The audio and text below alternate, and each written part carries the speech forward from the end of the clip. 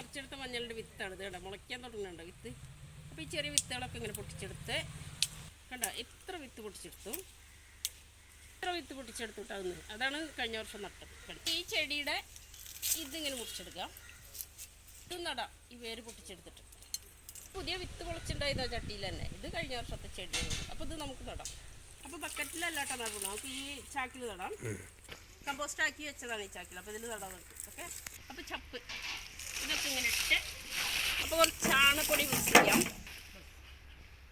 അപ്പോൾ കുറച്ച് മണ്ണിട്ട് വയ്ക്കാം.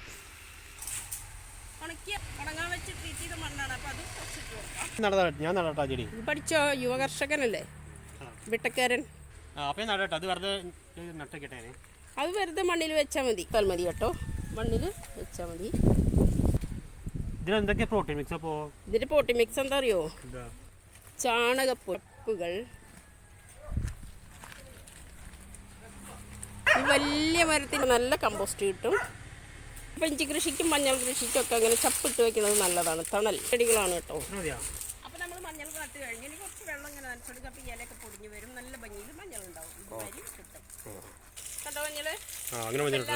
ഒന്ന് ട്രൈ ചെയ്ത് നോക്കും. 2 നേരം നനച്ചു കൊടുക്കണം മുളയ്ക്കുന്നത് വരെ. മുളച്ചു കഴിഞ്ഞാൽ ചപ്പൊക്കെ പൊടിഞ്ഞ് അരച്ചാക്കാം. അപ്പോൾ നമുക്ക് കുറച്ച് ചാണകപ്പൊടി ഇട്ട് കൊടുക്കാം. അങ്ങനെയാണ് നമുക്ക് ഇങ്ങനെ മഞ്ഞൾ കിട്ടിയത് കേട്ടോ. സൂപ്പറായില്ലേ? നാടൻ മഞ്ഞളൊന്നും വേണ്ട. നമ്മുടെ വീട്ടിൽ തന്നെ ഇതുമാതിരി മഞ്ഞൾ ഉണ്ടാക്കിയെടുക്കാം. എന്നിട്ട് ഈ മഞ്ഞൾ ഞാൻ മിക്സിയിലിട്ട് പൊടിച്ച് ഉണക്കി പുറത്തേക്ക് സൗന്ദര്യവർദ്ധക വസ്തു ഉണ്ടാക്കുന്നത്. ഈ സൗന്ദര്യം പോരെ. അപ്പോൾ നമുക്ക് തരടാ. അപ്പോൾ okay bye. Thanks for watching. Video ഇഷ്ടമായി ലൈക്ക് ഷെയർ സബ്സ്ക്രൈബ് ചെയ്യാൻ ആരും മറക്കരുത് കേട്ടോ.